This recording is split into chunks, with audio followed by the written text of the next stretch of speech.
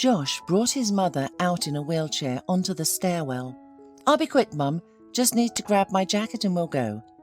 Helen nodded and smiled, saying, "Don't rush. The weather is beautiful and the evening is just beginning. We'll have time for a walk."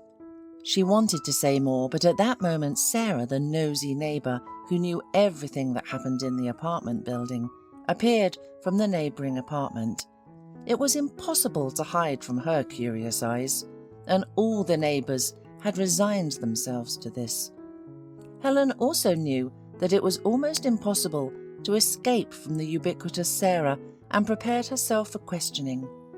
"Well, Helen, are you going for a walk or to the hospital?" asked Sarah. "What hospital at this hour?" Helen shrugged. "It's already evening. Josh just got back from work and suggested we take a walk." "Well, well," nodded Sarah. "Your son is really something.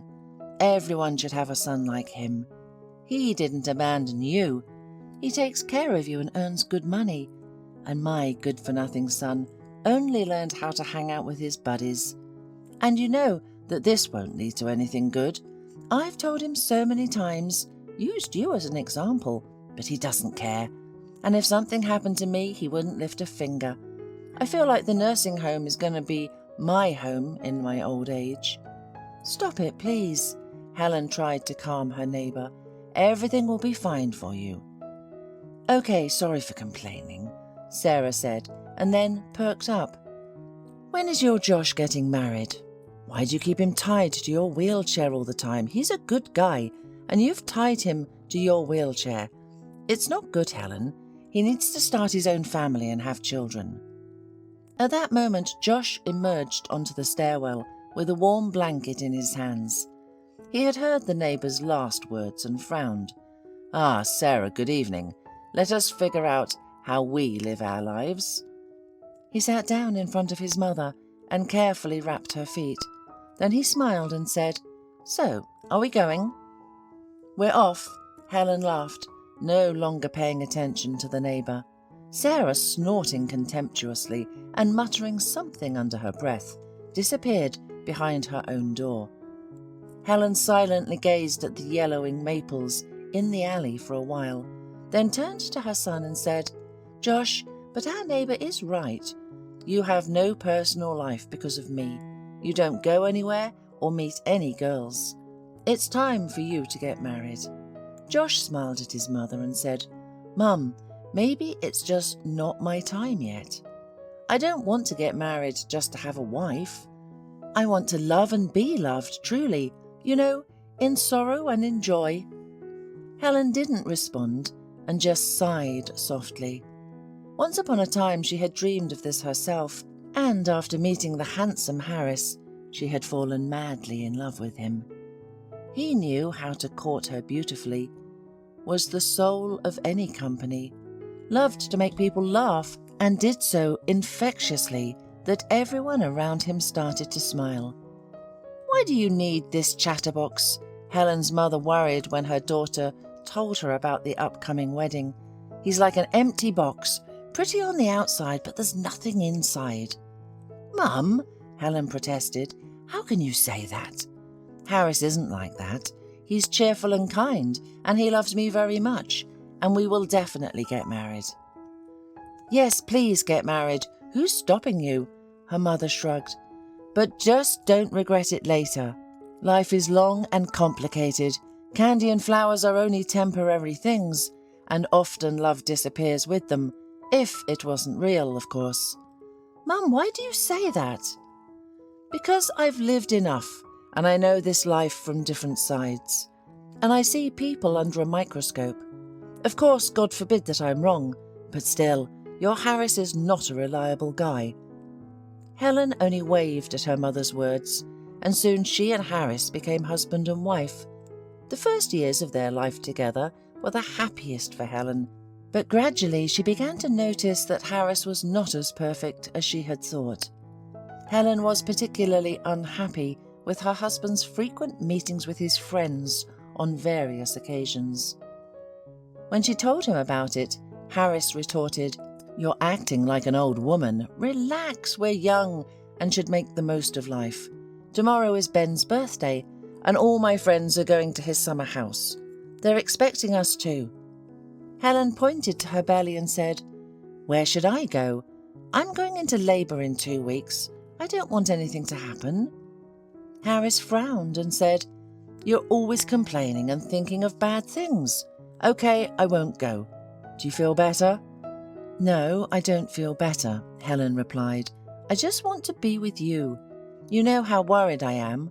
After all, this is our first child together." "All right." Harris finally agreed, with great upset on his face. "My father told me not to hurry into the wedding and have a good time, but I, just like a fool, didn't listen to him. Now I'm sitting near your skirt." Helen looked at her husband, who looked so unhappy and hurt that she involuntarily smiled. "Well, you're like a child. All right, Harris, go yourself. Congratulate Ben for me too. Only please don't be long. I'll be waiting for you." Harris tried to object, but then he left and disappeared for the whole weekend. He didn't even know that his wife had gone into labour and had been rushed to the hospital. Next to Helen was her mother.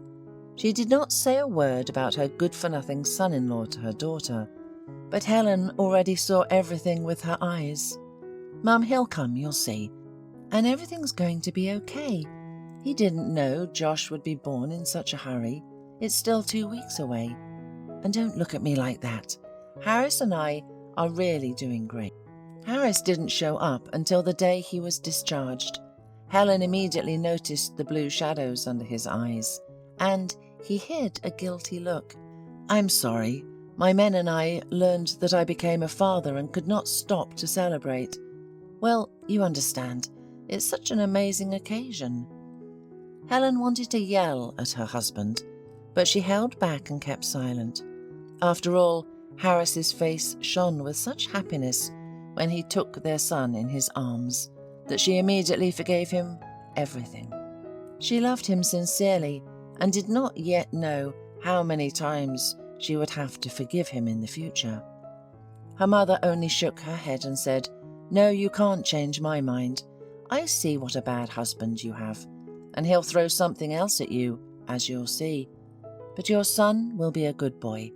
Take care of him. You have a wonderful son." Josh was 17 when Helen's mother's prophecy came true. She herself did not live to the tragedy that happened to her daughter a few years later, and could not learn about what happened, but Helen always remembered that black day. However, it began quite ordinarily. Harris offered Helen to drive with him to his friend's cottage in the village. "We'll spend the weekend there. We'll have a barbecue, go to the sauna. Everything will be fine." "Harris, let's stay home. I don't feel very well. I don't want to go anywhere." "There you go again," exclaimed Harris. "Helen, aren't you tired of grumbling all the time? Do I rest that often? Or have I become an alcoholic, as your mother prophesied? No, I have a good position. I earn good money and I support my family quite well. Or do you need something?" Helen shook her head. "So why can't I get together with friends a couple of times a month and relax?" Harris raised his voice. Helen did not want to quarrel with her husband, so she hurried to calm him down. After all, Harris did not drink often. Maybe she was just overreacting and nagging him in vain. "All right, let's go," she said to her husband. "Only please don't drink too much. Tomorrow, Josh returns from the competition, and we need to meet him on the train." "We'll meet him, don't worry," Harris grumbled and promised, "and I won't drink. Well, maybe only a couple of cocktails." But once he was in the company of his friends, he completely forgot about his promise, and late in the evening, he headed for the car. "Are you crazy?" Helen asked, worried. "You've been drinking this afternoon, and you're still drunk. Let's sleep here, and tomorrow morning we'll go straight to the station." "I'm normal. I'm sober now, I can feel it, so let's go home." Harris tried to convince her. His friends supported him and laughed at the woman's fears. Helen was angry, swore, and refused to go. However, when Harris shouted at her in front of everyone, she cried and sat next to him. Nevertheless, her premonitions did not deceive her. While driving from the village where they were staying in the city, Harris drove normally, but he got disoriented in a large stream of cars and missed his exit on the first lap. Attempting to regroup, he cut someone else's car, confused the gas with the brake in fright, and crashed into a pole at tremendous speed. The impact was on the right side, where Helen was sitting. Shocked by what had happened, Harris got out of the car and began to inspect the damage, forgetting about his wife in the cabin. She lost consciousness from the painful shock because her legs were clamped in a vice of mangled iron. Witnesses called an ambulance, but in rush hour, the car had difficulty reaching the site. Time was hopelessly running out. When the rescuers cut the woman out of the car, they tried to get her to the hospital as quickly as possible. The surgeon did almost the impossible. He saved Helen's life, but could not save her legs. She remained an invalid for the rest of her life. Harris cursed himself for what happened and begged his wife to forgive him. He promised to quit drinking forever and swore that he would never leave her. However, 1 year passed and he packed his things and left his wife and son, declaring that he could not live like that anymore. "How could you?" Helen asked him with a disappointed look. "Can't you understand it yourself?" Harris boiled. "I constantly feel guilty in front of you. It's because of me that everything happened. How should I behave? I'm tired, okay?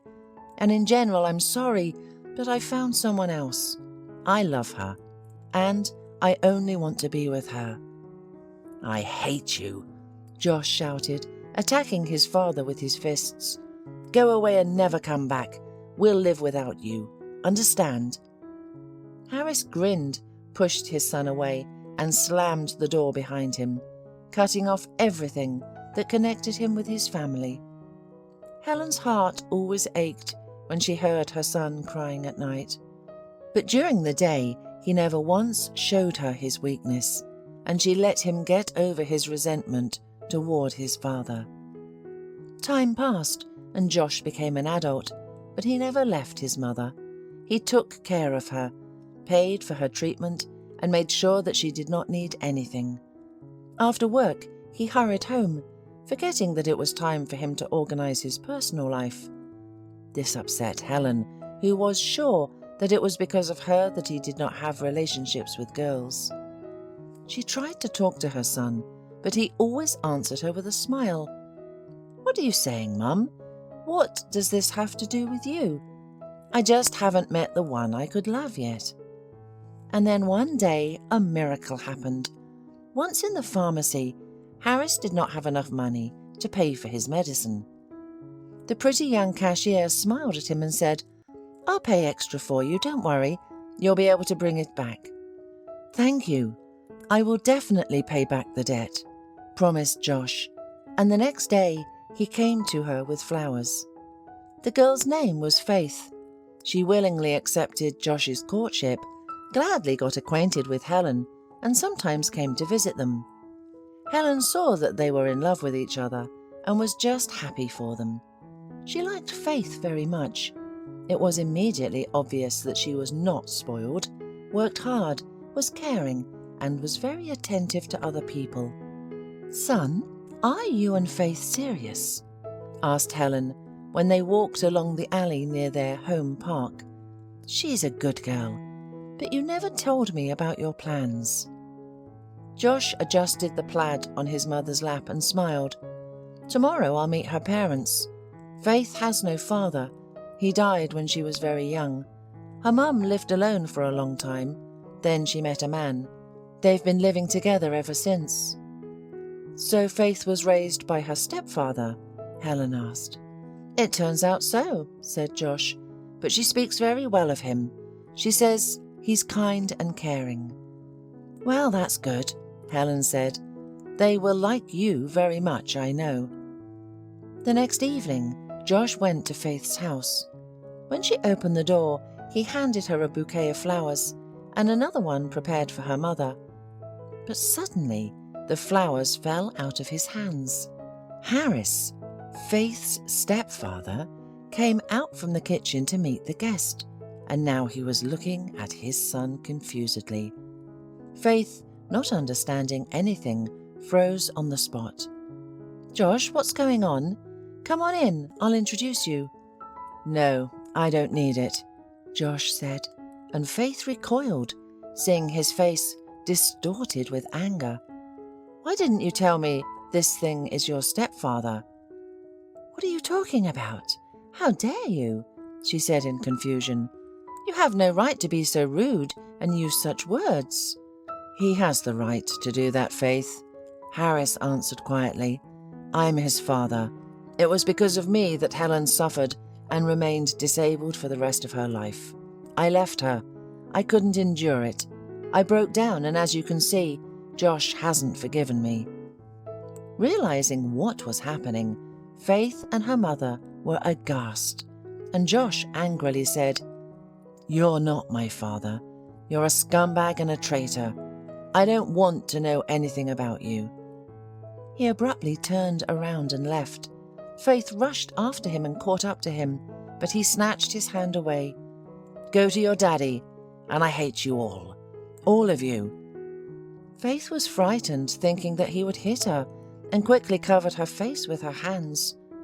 Josh, being in a rage, decided that she was as traitorous as his father, and therefore he could not stay a minute. Faith flinched when she heard the entrance door slam and realized Josh had left. She sank straight down on the dirty steps and burst into tears. Life had lost all meaning to her. At that time, Harris quietly came and sat down next to her, hugged her, and pressed her against his shoulder. "Don't cry, please. Just don't cry. Everything will get better. Everything will definitely get better." "You don't understand," the girl sobbed. "Josh and I will have a child. I didn't have time to tell him about it. I wanted to today, and now here it is. Tell me, what should I do? Am I guilty of something?" "It's not your fault," Harris said, "and Josh will realize it one day. I'll go to him and I'll talk to him. Do you want me to?" Faith nodded, but nothing came out of it. Josh did not talk to his father and did not allow him to say a word. Helen hurried to the angry voice of her son and burned her ex-husband with a cold look. "Leave, please." "Helen, just go away." Harris wanted to explain why he came, but Josh had already slammed the door in his face. Several years went by, and Helen saw with pain in her heart how her son's life was going downhill. After breaking up with Faith, he started drinking and ignored his mother's tears and pleas. Helen has only now realized what it means to be truly unhappy. Her beloved son was falling into the abyss before her eyes, and did not hear her words at all. One day when Josh came home drunk again, Helen could not stand it. Her hands trembled as she emptied some medicine onto her palm. "What are you doing?" Josh asked, entering the room with a cloudy look. "I don't want to live, Josh." Helen burst into tears. "I don't want to see you die. Look at what you've become. Why did you bring yourself to this? What do you want to prove to whom? You've ruined your life, and you're getting drunk before my eyes. I don't want to see this anymore and live like this," she said hysterically, and Josh could hardly hold her back. Mum, stop it. I'll pull myself together. Everything will be all right, do you hear? I'll get a job again and find a wife, and you will not regret that I am your son." Josh kept his word. He became a firefighter. However, he never got married. He fell in love with Marceline, a dispatcher at the fire station. He really liked her, but she turned out to be not so good when he brought her home. They lived together for only 3 months, and Josh separated from her because she did not want to share the domestic difficulties. She thought only about herself demanded constant attention, was jealous of Josh and his mother, and neglected housework. "I'll leave," shouted Marceline, "but you'll regret it, and one day crawl back to me. But I will not agree to be with you. Understand? Sit with your mum. You'll never get married. Never." "Okay, Marceline, but I don't care," sighed Josh. "Please go away." Once a private house on the edge of the city caught fire. Josh arrived with other firefighters and saw a little girl's silhouette in the window. She was screaming and waving, calling for help. Josh rushed to her and soon had her in his arms. To his surprise, she broke free and shouted, "Mum, my mum is there. She must be saved. She's not well. She's lying on the floor. Save her. Save my mum." Josh handed the girl to his partner and went back into the house. He quickly searched all the rooms, but did not find the girl's mother. Thick smoke covered his eyes and fire engulfed all the rooms. The roof could collapse at any moment. Josh thought the girl was mistaken and there was no one there, but then he finally saw a female figure lying aside. Gasping and trying not to delay a second, Josh picked her up and moved toward the exit. Behind him, the roof began to collapse, and he made a final leap and fell into the arms of his comrades with the woman. "Josh, you scared us. We thought you would stay there," they said.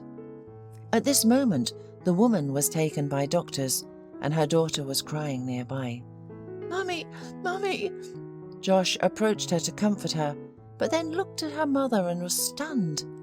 It was Faith, his Faith. A few hours later, Josh sat in the hospital room next to Faith, holding her hand and listening to a sad story about how she lived all this time. "Your father has been dead for a long time. He outlived your quarrel by only 2 years. My mother left after him. I'm all alone with my daughter." "You got married?" Josh asked. "What makes you think that?" Faith replied. "Because you have a daughter." "She's our daughter. Her name is Hope. When you left me, I was pregnant."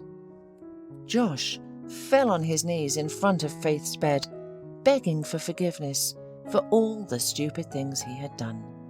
Soon, Faith was discharged, and she and Hope came to Josh's house. Helen laughed and cried with joy. She realized that happiness had returned with Faith and Hope in their home, and would never leave its walls.